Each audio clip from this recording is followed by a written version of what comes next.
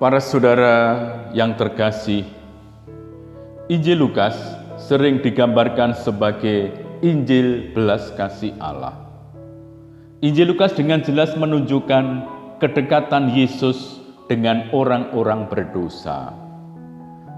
Ia datang dan mencari mereka supaya mereka bertobat dan kembali kepada Allah. Dengan berbagai perumpamaan, Yesus menjelaskan mengapa ia mendekati orang-orang berdosa dan yang dikehendakinya dari mereka.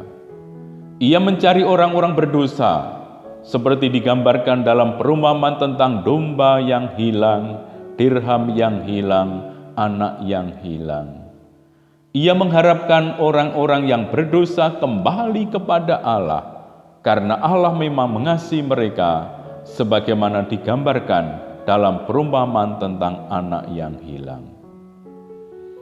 Kalau kita lihat dalam Lukas bab 13 ayat 1-9, Yesus berbicara tentang pertobatan. Tetapi ia dengan nuansa yang berbeda. Ada nada ancaman terhadap orang yang tidak mau bertobat. Seruan pertobatan yang disertai dengan ancaman juga disampaikan oleh Yohanes Pembaptis. Kapak sudah tersedia pada akar pohon, dan setiap pohon yang tidak menghasilkan buah yang baik akan ditebang dan dibuang ke dalam api.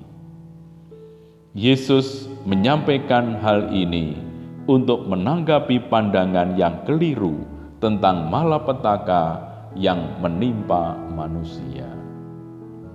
Dikisahkan dalam Injil Lukas bab 13 ayat 1-9 itu, beberapa orang datang kepada Yesus menyampaikan kabar tentang orang-orang Galilea yang ditimpa malapetaka.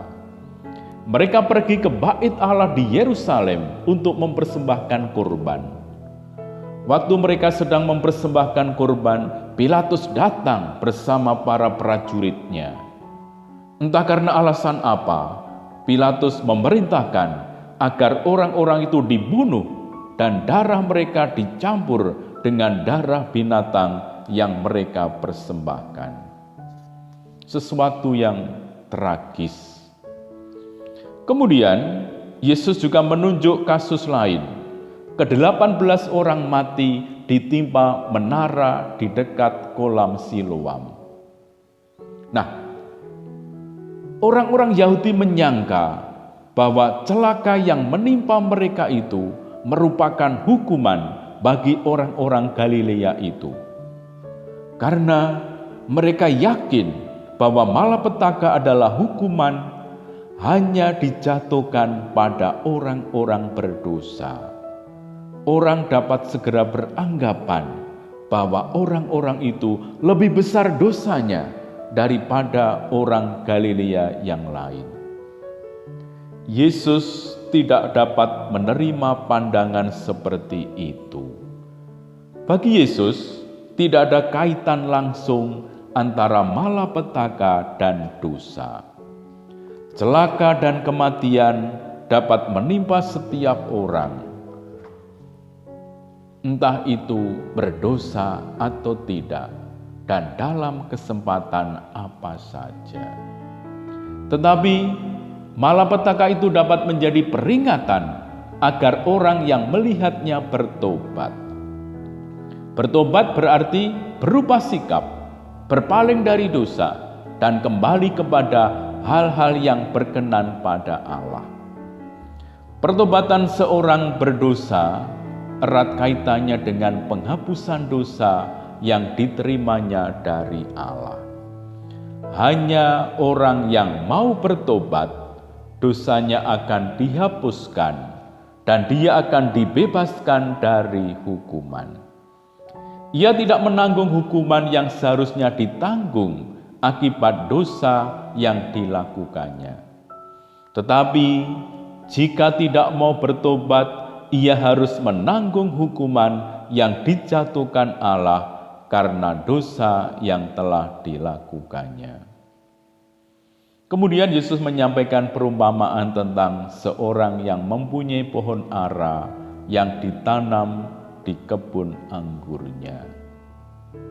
Pada suatu kali ia datang untuk mencari buah pada pohon ara itu, tetapi ia tidak menemukannya. Sebagai pemilik kebun dan sekaligus pemilik pohon ara itu, wajar bila ia mengharapkan pohon itu menghasilkan buah. Rupanya ini bukan pertama kali ia mencari buah pada pohon itu, karena 3 tahun sudah berlalu sejak pertama kali ia datang mencari buah pohon ara itu. Karena itu, ia meminta si pengurus kebun anggur untuk menebang pohon ara yang tidak berbuah itu. Ada 2 alasan yang disampaikan oleh pemilik kebun itu. Pertama, tidak ada gunanya pohon ara itu hidup di tanahnya karena tidak menghasilkan buah. Kedua, tanah tempat pohon itu ditanam menjadi sia-sia dan lebih berguna bila ditanami pohon lain yang dapat menghasilkan buah. Tetapi pengurus kebun anggur itu membela pohon ara yang tidak menghasilkan buah itu. Ia meminta agar pemilik kebun membiarkan pohon itu tumbuh 1 tahun lagi.